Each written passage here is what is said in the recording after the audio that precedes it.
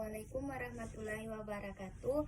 Perkenalkan, nama saya Faradillah dengan NIM PO 713203211014. Saya dari jurusan Teknologi Laboratorium Medis, Prodi D3 tingkat 1 kelas A.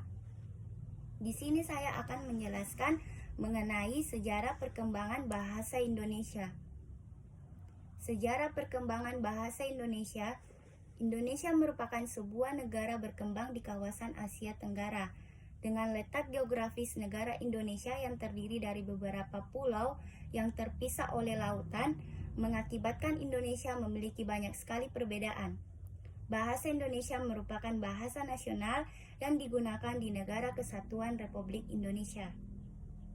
Pada perkembangannya, dengan semakin pesatnya arus globalisasi, modernisasi, ilmu pengetahuan, dan teknologi, maka bahasa Indonesia harus dapat menjadi sebuah instrumen dalam melakukan komunikasi utama di Indonesia. Bahasa Indonesia lahir pada tanggal 28 Oktober 1928. Pada saat itu, para pemuda di pelosok Nusantara sedang berkumpul dalam rapat pemuda. Dalam rapat tersebut menghasilkan 3 ikrar yang diberi nama Sumpah Pemuda. 3 ikrar tersebut yakni bertumpah darah yang satu, tanah Indonesia, berbangsa yang satu, bangsa Indonesia, menjunjung bahasa persatuan, bahasa Indonesia. Ikrar yang ketiga merupakan tekad bahwa bahasa Indonesia merupakan bahasa persatuan bangsa Indonesia. Pada waktu itulah bahasa Indonesia dikukuhkan kedudukannya sebagai bahasa nasional. Bahasa Indonesia berasal dari bahasa Melayu. Bahasa ini tumbuh dan berkembang dari bahasa Melayu yang zaman dulu sudah dipakai sebagai bahasa perhubungan dan perdagangan.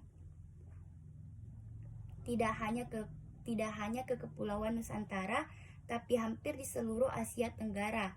Di Asia Tenggara, bahasa Melayu sudah dipakai sejak abad ke-7. Kerajaan-kerajaan di Indonesia juga memakai bahasa Melayu, tidak hanya Kerajaan Majapahit, tapi juga Kerajaan Sriwijaya. Perkembangan bahasa Indonesia. Bahasa Melayu mengalami perkembangan dan pertumbuhan yang pesat. Bahasa Melayu menyebar ke pelosok Nusantara bersamaan dengan menyebarnya agama Islam. Ini mudah diterima masyarakat dan dijadikan sebagai bahasa perhubungan antara pulau, antara suku, dan antara pedagang. Lama-kelamaan, bahasa Melayu dipakai di wilayah Nusantara. Dalam perkembangannya, bahasa Melayu dipengaruhi budaya di Nusantara.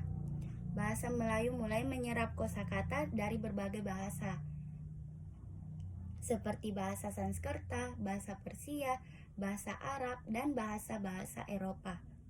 Kemudian muncul berbagai variasi dari bahasa Melayu.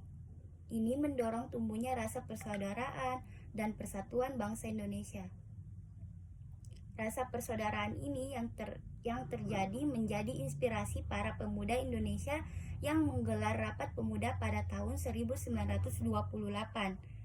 Peristiwa ini membuat perkembangan bahasa Indonesia dengan pesat.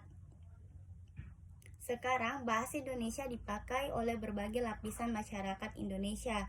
Salah satunya presiden, wakil presiden, dan pejabat negara menggunakan bahasa Indonesia saat berpidato baik di dalam negeri atau luar negeri.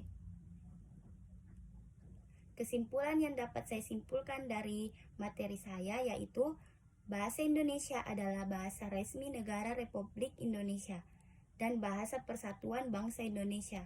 Untuk itu kita harus terus menjaga dan mengembangkan bahasa Indonesia serta melestarikannya.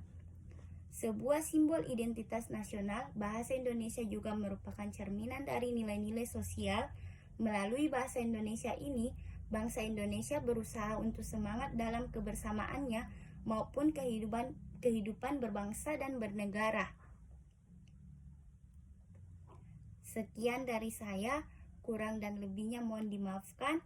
Wassalamualaikum warahmatullahi wabarakatuh.